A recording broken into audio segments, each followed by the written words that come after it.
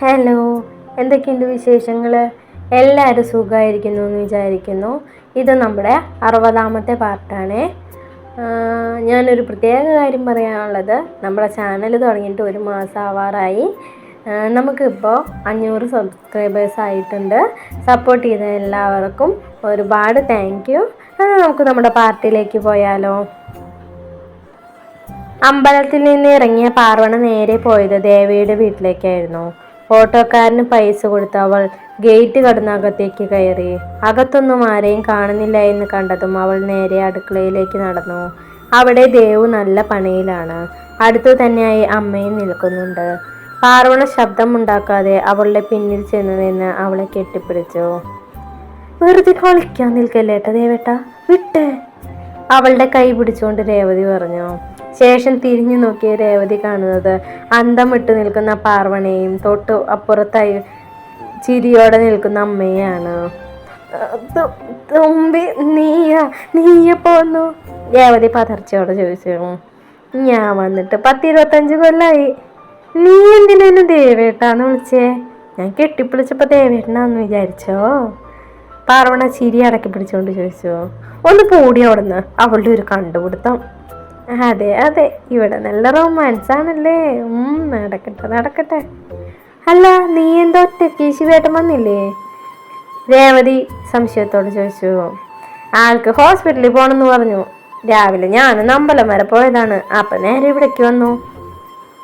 അമ്പലത്തിൽ പോകാൻ ഇന്നെന്താ പ്രത്യേകത? അമ്മ ചായ പാർവണയ്ക്ക് നൽകിക്കൊണ്ട് ചോദിച്ചു.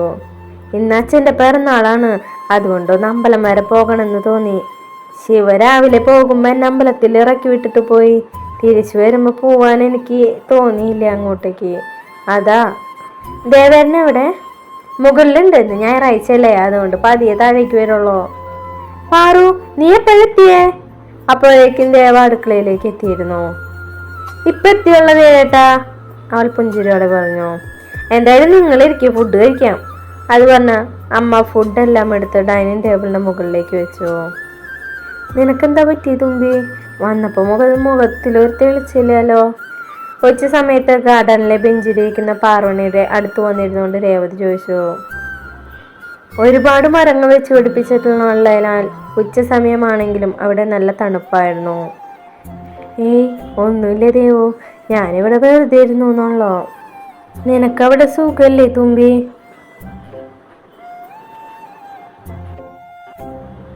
കുഴപ്പമൊന്നുമില്ലല്ലോ, നീ ഹാപ്പി അല്ലേ? രേവതി ചോദിച്ചു. അതേടി, അവിടെ കുഴപ്പമൊന്നുമില്ല. ശിവന് നിന്നോട് സ്നേഹമൊക്കെ ഉണ്ടല്ലോ അല്ലേ? ശിവയ്ക്ക് ഞാനെന്ന് വെച്ച ജീവനോടി. പുറത്ത് ദേഷ്യമൊക്കെ കാണിക്കെങ്കിൽ നല്ല കെയറിങ്ങാണ്. പാർവണ അകലേക്ക് നോക്കിക്കൊണ്ട് പറഞ്ഞു. ഇപ്പോഴാണ് എനിക്കൊരു സമാധാനമായേ. നിന്റെ കാര്യം എന്താണെന്നറിയാതെ ടെൻഷനിലായിരുന്നു ഞാനൊന്ന് പോയി കിടക്കട്ടെ ഏട്ടാ. പിന്നെ ഇവിടേക്ക് വന്ന കാര്യം ശിവയെ ഒന്ന് വിളിച്ചു പറയണം. അത് പറഞ്ഞ് പാർവണ അകത്തേക്ക് നടന്നു. മുറിയിലെത്തിയതും അവൾ ശിവയെ ഒന്ന് വിളിച്ചു നോക്കി. പക്ഷേ ശിവ കോൾ അറ്റൻഡ് ചെയ്യുന്നില്ല. അതുകൊണ്ട് അവൾ ഫോൺ ടേബിളിൽ വെച്ച് ബെഡിലേക്ക് കടന്നു. സൺഡേ ആയതുകൊണ്ട് ശിവ നേരത്തെ ഹോസ്പിറ്റലിൽ നിന്നിറങ്ങി. വീട്ടിലെത്തി കുറേ നേരം കോണിബെൽ അടിക്കുന്നുണ്ടെങ്കിലും അവൾ ഡോർ തുറക്കുന്നില്ല. ശിവ ഫോൺ എടുത്ത് പാർവണയെ വിളിച്ചെങ്കിലും അവൾ കോൾ എടുത്തില്ല. അവൻ വേഗം തൻ്റെ കയ്യിലെ സ്പെയർ കീ ഉപയോഗിച്ച് വാതിൽ തുറന്നു. പാർവണ. അവൻ വീട് മുഴുവൻ അന്വേഷിച്ചെങ്കിലും അവളെ എവിടെയും കാണാനില്ല. അവൻ ഒരു നിമിഷം എന്ത് ചെയ്യണമെന്നറിയാതെ നിന്നു. അവൻ വേഗം ദേവയുടെ ഫോണിലേക്ക് വിളിച്ചു. പക്ഷെ അവൻ കോൾ എടുത്തില്ല. വീണ്ടും ഒരു വട്ടം കൂടെ വിളിച്ചത് അവൻ കോൾ എടുത്തു.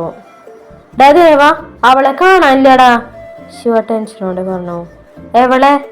ദേവ മനസ്സിലാവാതെ ചോദിച്ചു. പാർവണേ, അവളെ ഞാൻ രാവിലെ അമ്പലത്തിൽ ഇറക്കി വിട്ടതാ. ഇത്ര നേരമായിട്ട് ഇവിടേക്ക് വന്നിട്ടില്ല. നീ ടെൻഷനാവാതെ, പാറു ഇവിടെയുണ്ട്, രാവിലെ വന്നാണ്. ദേവ അത് പറഞ്ഞതും ശിവ മറുപടി പറയാതെ കോള് കട്ട് ചെയ്തു. തുമ്പി എനിക്ക് ഇതെന്തോ ഉറക്ക? സമയം എത്രയെന്നാ നിന്റെ വിചാരം?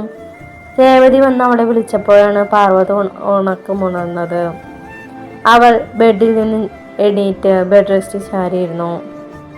നിന്റെ മുഖം എന്താ വല്ലാതെ ഇരിക്കണേ? നീ കരഞ്ഞോ?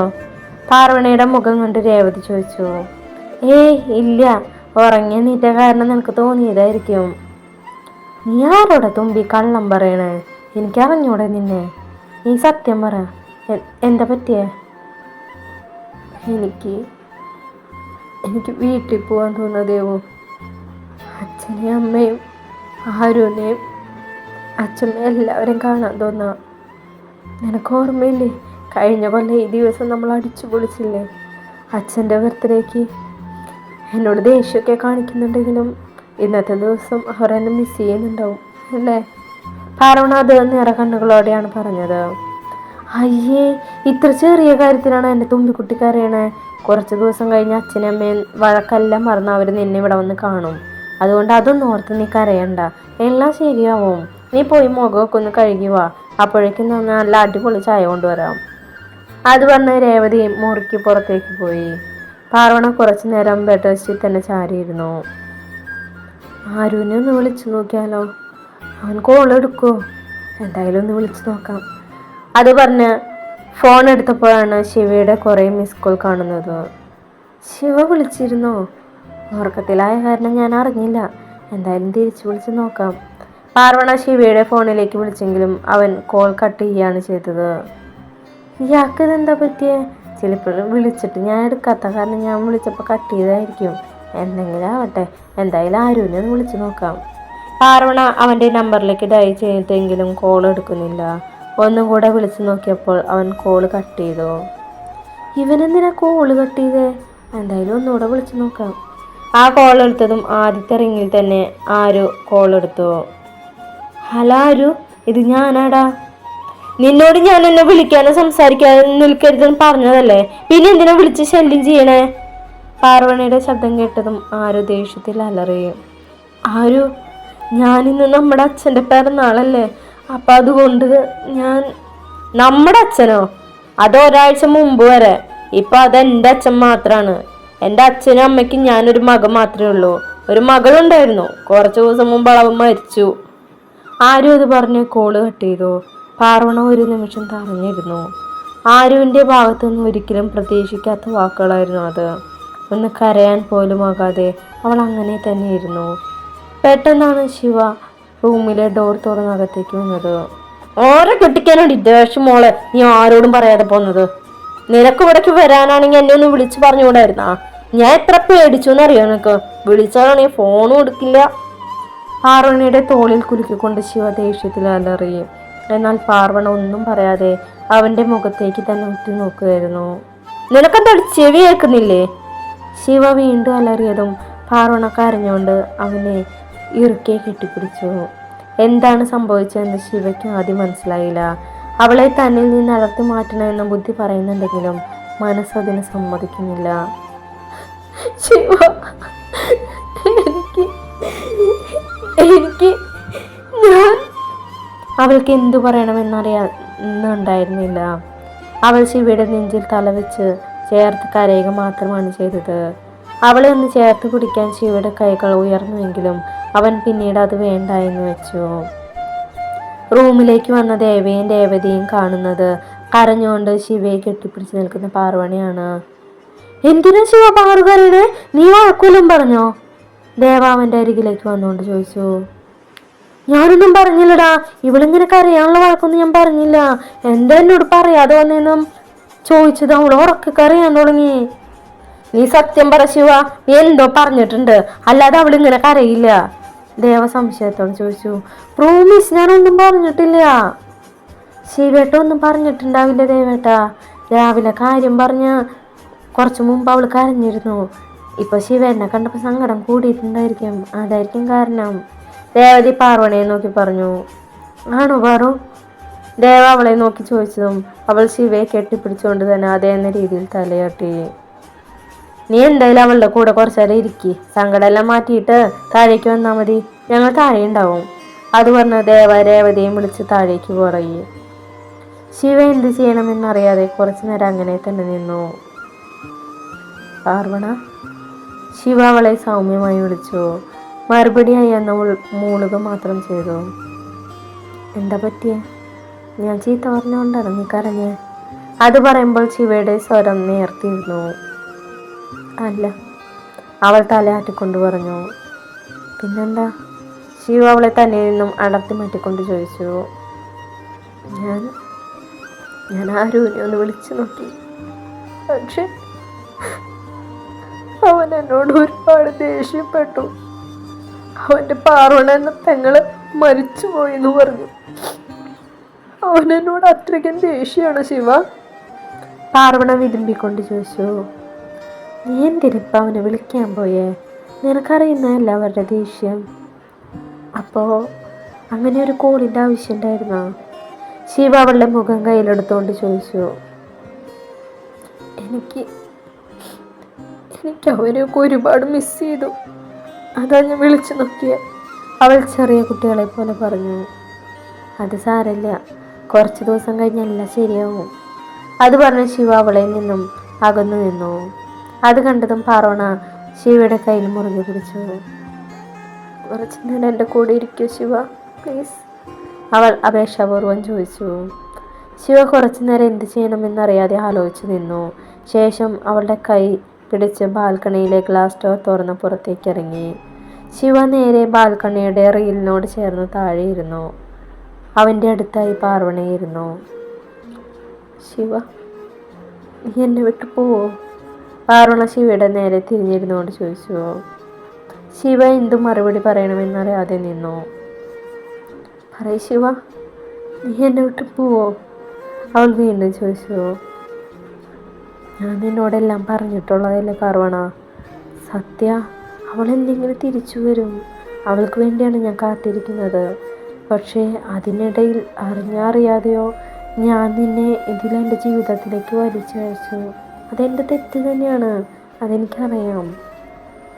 ശിവ അവളെ നോക്കി പറഞ്ഞതും പാർവണ ഒന്നും മിണ്ടാതെ ശിവയുടെ മടിയിലേക്ക് കിടന്നു. ശേഷം അവൻ്റെ കൈയെടുത്ത് തന്നെ നെറുകയിൽ വെച്ചു. അതിൻ്റെ അർത്ഥം മനസ്സിലാക്കിയ ശിവ അവളുടെ നെറുകയിൽ പതിയെ തലോടി. എൻ്റെ സാർത്ഥതയാണൊന്നും അറിയില്ല, പക്ഷേ ഞാൻ നിന്നെ വിട്ടുപോകില്ല ശിവ. നിന്നെ ആർക്കും ഞാൻ വിട്ടുകൊടുക്കുകയില്ല. ഇനി ഒരു പക്ഷേ സത്യ തിരിച്ചു വന്നാൽ അന്ന് പാർവണയിൽ ലോകം വിട്ടുപോകും. അത്രയ്ക്ക് എനിക്ക് നിന്നെ ഇഷ്ടം ശിവ. നീ എന്തൊക്കെ പാർവണി പറയണേ? എനിക്ക് വേണ്ടി എന്തിനാണ് നിന്റെ ജീവിതം ഇല്ലാതാക്കണേ? ഇതിനും നല്ലൊരു ജീവിതം, നല്ലൊരു ലോകം നിന്റെ മുമ്പിലുണ്ട്. വെറുതെ എൻ്റെ ജീവിതത്തിൽ തന്നെ ഇങ്ങനെ സ്റ്റക്കായി നിൽക്കണ്ട. നിനക്കായി നല്ലൊരു ജീവിതം കാത്തിരിപ്പുണ്ട്.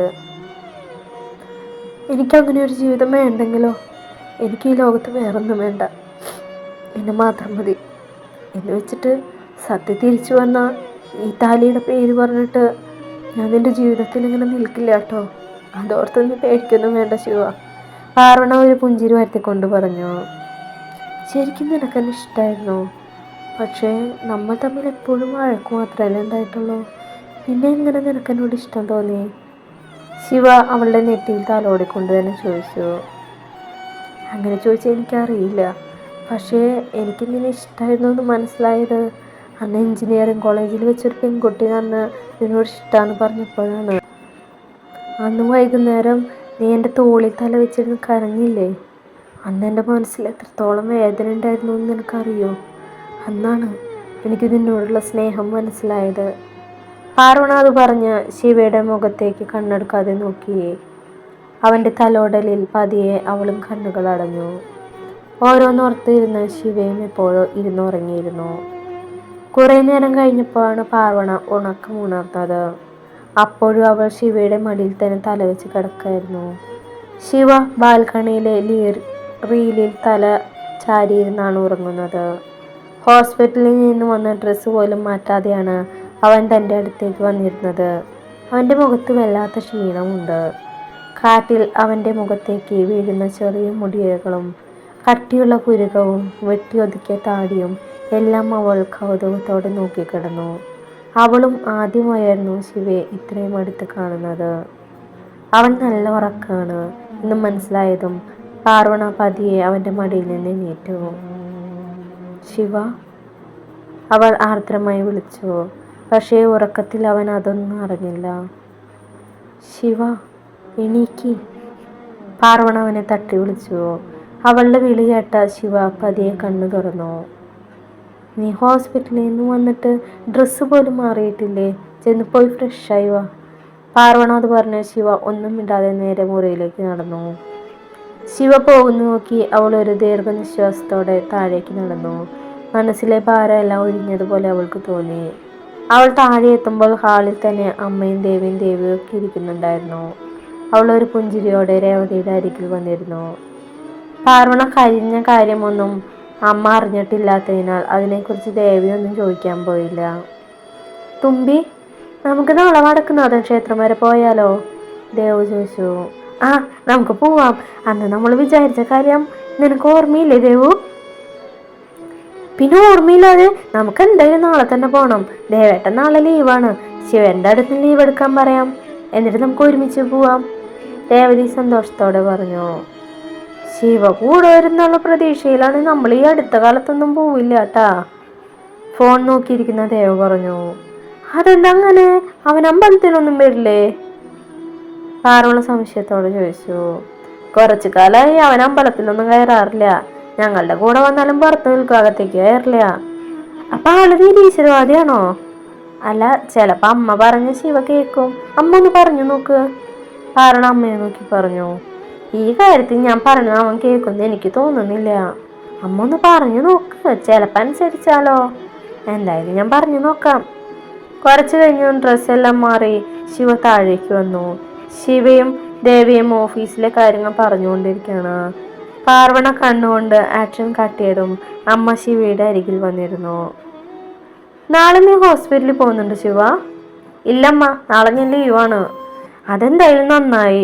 നിങ്ങളുടെ രണ്ടുപേരുടെയും പേരിലെ ചില വഴിപാടുകൾ നടത്താനുണ്ടായിരുന്നു. അതുകൊണ്ട് നാളെ രാവിലെ തന്നെ നിങ്ങൾ ക്ഷേത്രത്തിൽ ഒന്ന് പോയിട്ട് വാട്ടാം. വഴിപാടുകളൊക്കെ ഇവര് പോയി ചെയ്തോളൂ അമ്മ, ഞാൻ പോകുന്നില്ല. അപ്പോഴേക്കും ശിവയുടെ ഫോൺ റിങ് ചെയ്തു. അവൻ ഫോൺ സംസാരിച്ച് പുറത്തേക്ക് പോയി.